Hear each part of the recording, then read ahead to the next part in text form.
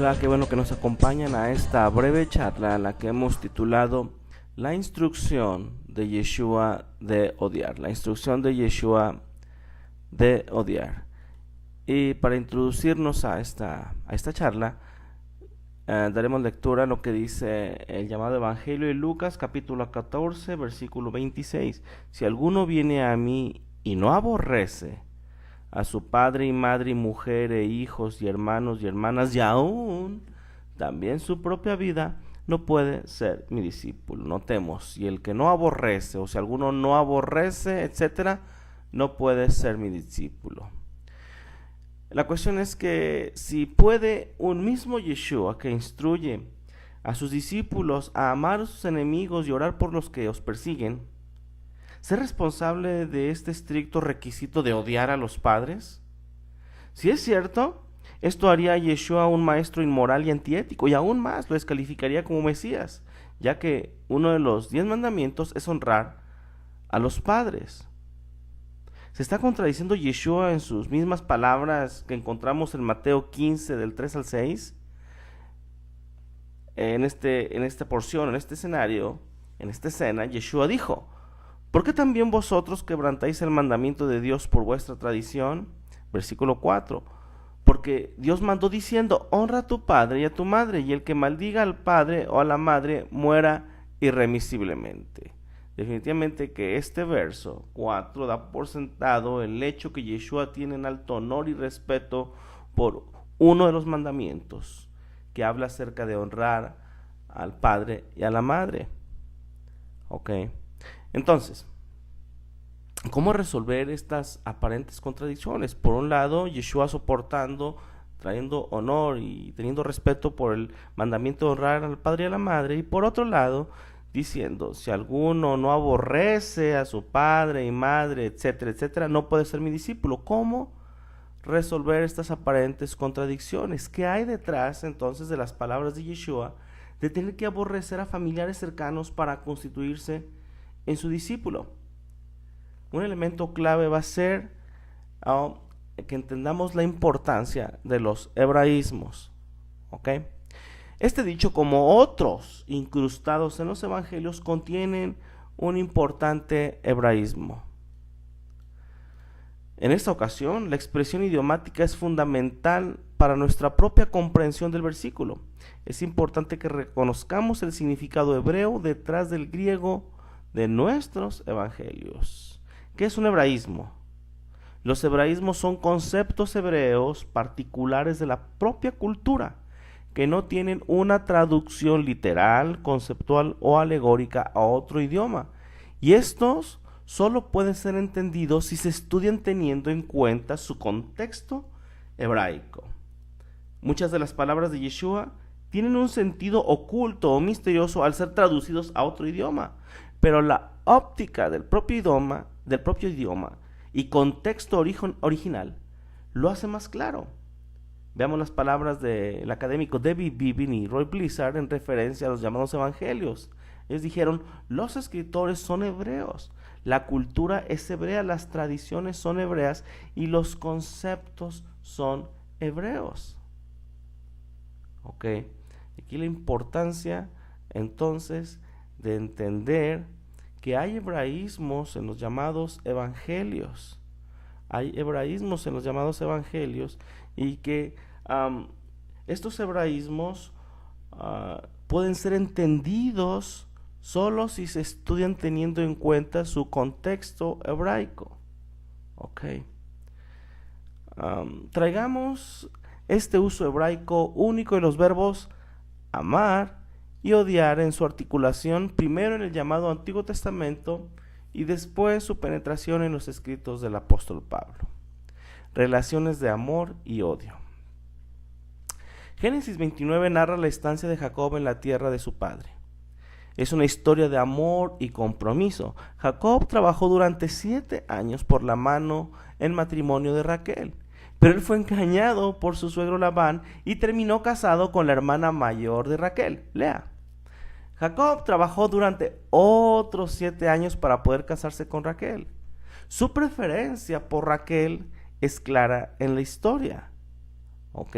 Esta preferencia por Raquel es clara entonces en la historia. Como resultado, leemos que el Señor vio esta preferencia y compensó a Lea abriendo su vientre. Veamos lo que dice en Génesis 29:31 y veamos cómo se traducen en otras versiones. Dice, cuando el Señor vio que Lea no era amada, le concedió hijos. Mientras tanto, Raquel permaneció estéril. Pero notemos esto, cuando el Señor vio que Raquel no era amada, otras versiones dice era aborrecida, era odiada, no era amada, era aborrecida y no era querida. Estas son algunas otras versiones o cómo traducen se traducen otras versiones. Notemos o veamos que nada en la historia indica que Jacob le disgustaba a Lea o que la aborrecía en la historia, en el contexto. Solo que Raquel era su favorita. Era favorita. Ok. Es importante entonces notar que nuevamente las traducciones siguen usando la palabra aborrecida, odiada. Y es lo que vamos a tratar de entender. ¿Qué significa este hebraísmo de aborrecer o amar? Tal y como lo encontramos en las palabras de Yeshua. El que no aborrece a su padre y madre, etcétera, etcétera. Entonces, ¿de qué se trata? Volvemos al Génesis 29 y veamos que en las versiones se tradujo como aborrecer, odiar. Pero notemos también algo interesante, nada en la historia, en el contexto indica que a Jacob le disgustaba a Lea o que la aborrecía, en lo absoluto. Solo que Raquel era su favorita. En nuestra historia, la descripción de que ella era odiada, como algunas versiones traducen, simplemente significa que Jacob prefería a su amada Raquel. Así, pongan mucha atención, en hebreo, odiar puede significar amar menos o poner en segundo lugar, indicando preferencia y no precisamente aborrecer u odiar. La misma idea de preferencia es usada por Pablo en su ejemplo de la elección, como está escrito, a Jacob amé, mas a Esaú aborrecí. Romanos 9:13. La cita de Pablo de Malaquías 1:2 refuerza el aspecto de la soberanía divina en su elección. Nadie que haya oído esta declaración en los días del profeta bíblico o incluso entre los primeros lectores de Pablo habría sugerido que el Señor literalmente odiaba a Esaú. Normalmente el hermano mayor habría sido el principal beneficiario de la herencia, de Isaac.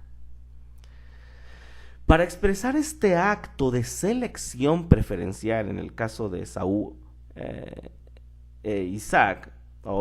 Esaú y Jacob, entre Esaú y Jacob, para expresar este acto de selección preferencial entre Jacob y Esaú, los escritores usaron la expresión hebrea amar y odiar. Aquí odiar podría significar no elegido.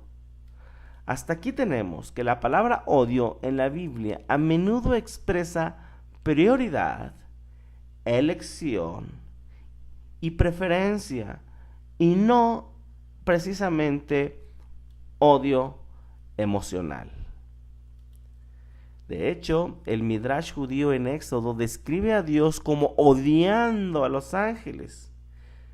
No significa que no le agraden Mijael y Gabriel, significa que elige dar al hombre la Torá en lugar de los ángeles. Y dice este Midrash, por 3 nombres se conoce este monte: el monte de Dios, el monte Horeb y el monte Sinaí. ¿Por qué el monte de Dios? Porque Dios manifestó su divinidad. ¿Y Sinaí?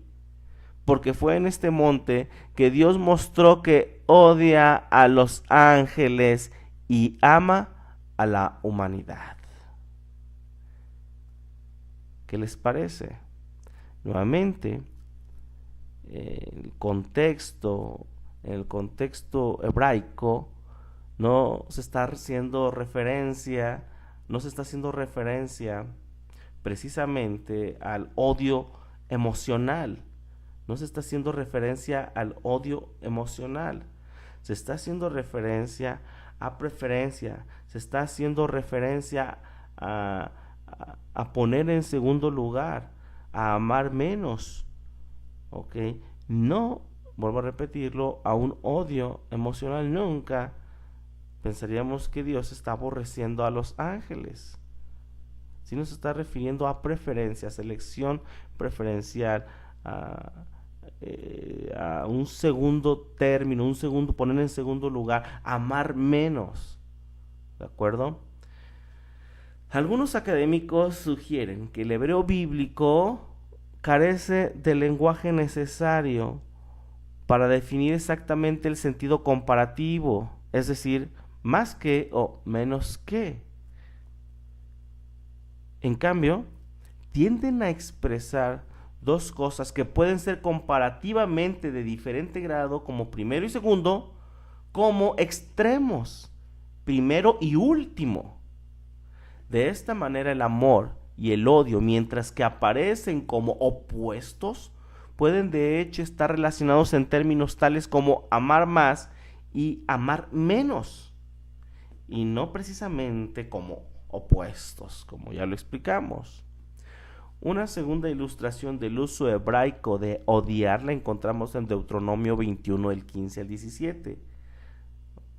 Algunas versiones traducen de la siguiente manera: cuando un hombre tuviere dos mujeres, la una amada y la otra aborrecida, y la amada y la aborrecida le prefirieren hijos, y el hijo primogénito fuere de la aborrecida, vean cómo traducen: amada, aborrecida, amada, aborrecida, amada y la otra no, o a quien no se ama. Esta versión es muy interesante: a una quiere y a la otra no, y luego dice la menos amada. Yo me parece un poquito más certera la traducción.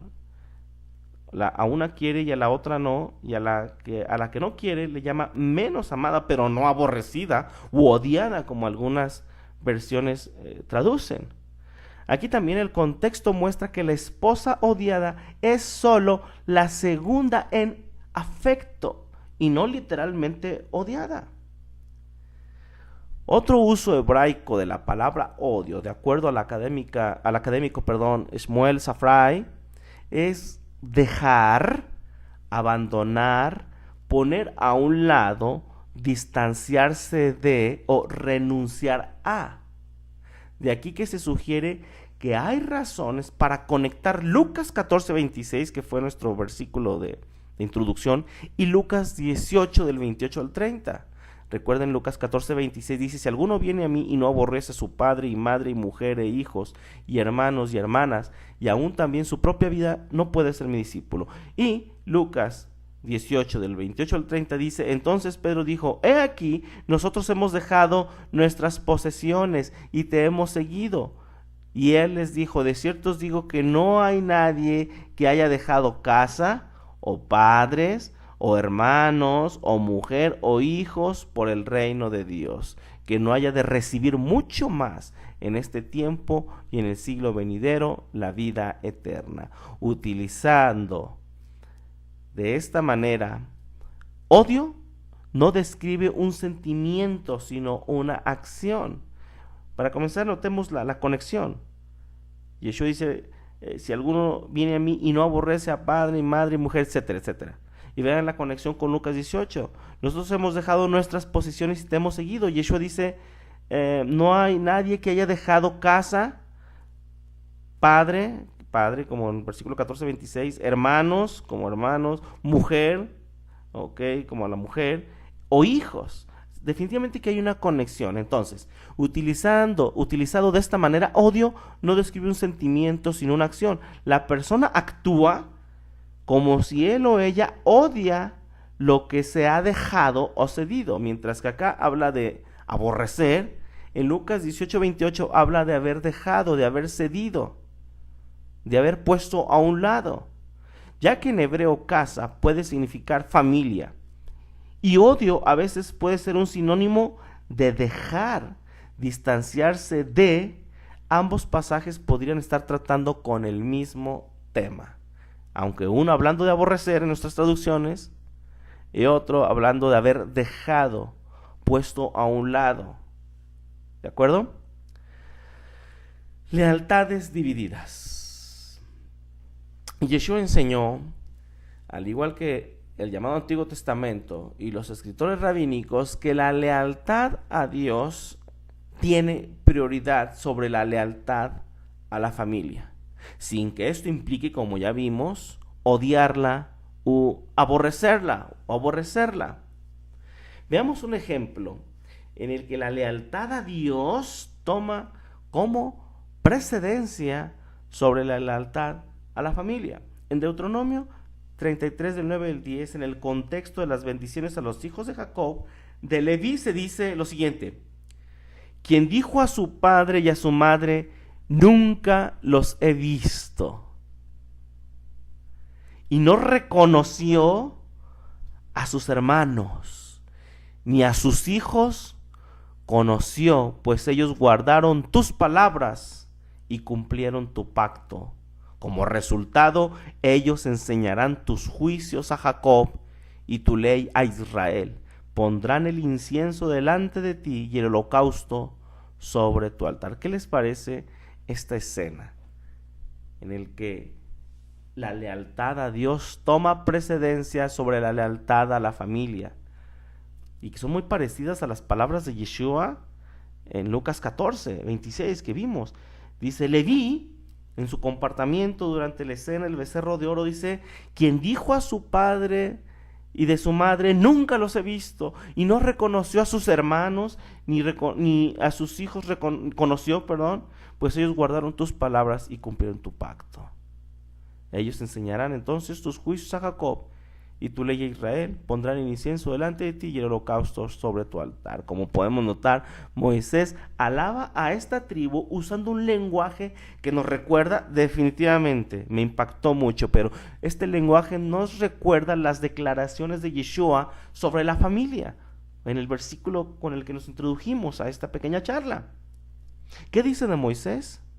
No es que los levitas literalmente no tuvieran preocupación por sus propios padres, ni que literalmente desecharan a sus hermanos. Después de todo, el honor para los padres era parte de la Torá, y Moisés no estaría ofreciendo alabanzas a Leví por violar un mandamiento de la Torá. Sin embargo, cuando todo fue dicho y hecho, los lazos familiares no tenían precedencia sobre las exigencias de Dios. Lealtad al maestro sobre los padres. Ahora veamos un ejemplo en el que la lealtad a Dios toma precedencia también sobre la lealtad al padre. Y es que una relación especial se desarrollaba entre el sabio y el discípulo, en el que el sabio se convertía como en un padre. De hecho, él era más que un padre y era honrado por encima del padre del discípulo, ya que este pasaje de la Mishnah nos indica lo siguiente: cuando uno está en busca de los bienes perdidos, tanto de su padre y de su maestro, la pérdida de su maestro tiene prioridad sobre la de su padre, ya que su padre lo trajo solo a la vida en este mundo, mientras que su maestro, quien le enseñó la sabiduría, es decir, la Torá, le ha traído a la vida del mundo venidero. Pero si su padre no era menos erudito que su maestro, entonces la pérdida de su padre tiene prioridad. En este mismo pasaje, si su padre y su maestro están en cautiverio, se debe rescatar primero a su maestro y solo después que su padre o a su padre. A menos que su padre sea un erudito, entonces se hace el rescate primero a su padre. Si parece sorprendente que alguien pudiera rescatar a su maestro antes que a su propio padre, es solo porque no entendemos el enorme amor y respeto que los discípulos y la comunidad en general tenían por los sabios. Conclusiones. Habiendo presenciado el uso de esta expresión hebraica única, amar y odiar, y de ejemplos de lealtad a Dios por sobre la familia, volvemos a las palabras de Yeshua, donde encontramos al Mesías usando el contraste entre el amor y el odio para designar preferencia y prioridades. Preferencia y prioridades. La mayoría de nosotros hemos leído este verso innumerables veces, pero nunca pensamos en su relevancia para el dicho sobre odiar al padre y a la madre. Teniendo la idea de preferencia y prioridad contenida en la expresión hebraica del amor y el odio, ahora la interpretación debe ser clara.